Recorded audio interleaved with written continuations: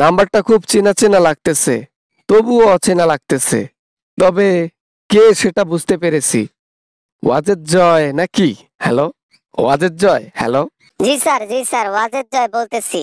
এর আগে অনেকবার ফোন করে আকুতি মিনতি করছিলাম, তো তখনই হয়তো বা আপনি আমার নাম্বার দেখছেন। এই জন্য মনে হচ্ছে আসলেই আমি ফোন করছি আপনাকে। ওয়াজেদ জয়। আচ্ছা আচ্ছা আচ্ছা, তো তুমি হঠাৎ করে এখানে ফোন দিলা, বিশেষ কোনো কারণ আছে নাকি? হ্যাঁ, নাকি তোমার আম্মুর ব্যাপারে একটু কথা বলবা? বুঝলাম না, খুলে বলো, খুলে বলো। আমার মা তো বোকা, কি আর বলি। এত করে বলতেছি মা রাজনীতিতে যাইও না, না, সে আমার কথা শুনবে না। এজন্য আপনাকে ফোন করে বললাম আমার মা যেন দেশে না যাইতে পারে সেই ব্যবস্থা করেন। তাই নাকি? তুমি আবার ভালো হইলা কবে? দেশের মধ্যে তোমার মা আসলে তো তোমারই ভালো, টাকা পয়সা পাঠাবে, ব্যাংক ব্যালেন্সে তোমার বড় বড় অ্যামাউন্ট থাকবে। হ্যাঁ, আজকে তুমি উল্টা পথে হাঁটতেছো, বুঝলাম না। টাকা পয়সা চাইতে মা আমার বড়, আর এই মা যে অন্যায় কাজ করেছে সেটা আমি শুয়ে শুয়ে রিয়েলাইজ করেছি। আর ভেবেছি কোনো কারণে আমার মা দেশে গেলে আর মনে হয় ফিরবে না, কষ্ট নিয়ে আসবে। কিরকম কষ্ট নিয়ে আসবে? হ্যাঁ জয়, কিরকম কষ্ট নিয়ে আসবে? আরে দেশের জনগণ তো হাসিনাকে চাচ্ছে, আমি গদি ছেড়ে দেই, উনি আসুক, সমস্যা কোথায়? আমার এগুলাতে লোভ লালসা নাই অবশ্য। থাক হইছে স্যার, মজা করিয়েন না। আপনি যেগুলা মনের কথা বলতেছেন না, এটা আমি ভালো করেই জানি। আমার মা দেশে গেলে আর ফিরবে না, ডিরেক্ট আল্লাহর কাছে চলে যাবে। দুঃখ জীবনে চলে আসবে আমাদের, কি করব তখন? জীবন মৃত্যু সবই আল্লাহর হাতে, এটা তো মানুষের হাতে নয়। তাই চাইলে উপরে যাইতে পারবে না, এমনও হইতে পারে সে গদিতে এসে বসলো, ক্ষমতা আবার ফিরে পাইলো।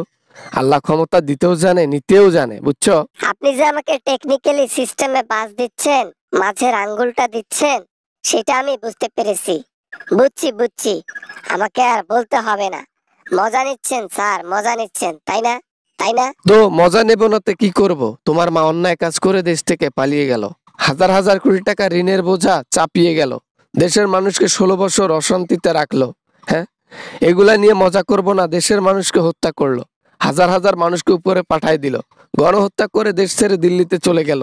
আরে এখন আবার বলতেছে এসে গদি নেবে, তো হাস্যকর হয়ে গেল না? দেশের মানুষ চুপ থাকবে? তোমার মায় অন্যায় কাজ করে গেছে, মেনে নেবে? না মানে সেটাই বলতেছিলাম আর কি। মেনে তো কখনো বাংলাদেশের লোক নেবে না। এই জন্য বলি মাকে যে তুমি রাজনীতিতে যাইও না তো, আর কোন রকমে তোমাকে বেঁচে আনছি, এখন আবার গেলে আমি আর বাঁচাতে পারবো না। সেটা তোমার মা জানে আর তুমি জানো, ওগুলা আমাদেরকে বলে লাভ আছে? অপরাধীকে শাস্তি দেওয়াই আমাদের বর্তমান কাজ। পদবি আছে তাই পদবিটাকে ভালো কাজে ব্যবহার করতে চাই, উপকর্ম করে দেশ ছেড়ে পদত্যাগ করতে চাই না। সেটা তো জানি, তবে আমার মাকে বোঝাইতে পারতেছি না। কি করব মাথায় আসতেছে না। মাকে না বোঝাইলে বাড়াবাড়ি করবে, সে দেশে চলে যাবে। আর দেশে গেলে আমার মনে হয় আমার মা আর আমার কাছে আসবে না। কত মায়ের বুক খালি করলো তোমার মা, কত বাবার বুক খালি করলো, কত নিরপরাধ মানুষকে উপরে পাঠাই দিল।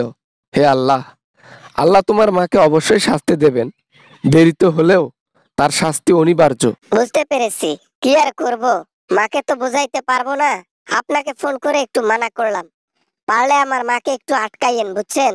ভাল লাগতেছে না আর এগুলা। তোমার মাকে আটকাইতে পারবো না, ঠিক আছে? আমি জনগণের পক্ষে, জনগণ যা করবে সেটাই আইন, জনগণ যা করবে দেশের মানুষের শান্তির জন্য করবে। তাই তোমার মাকে আটকানোর জন্য জনগণকে ধোকা দিতে চাই না।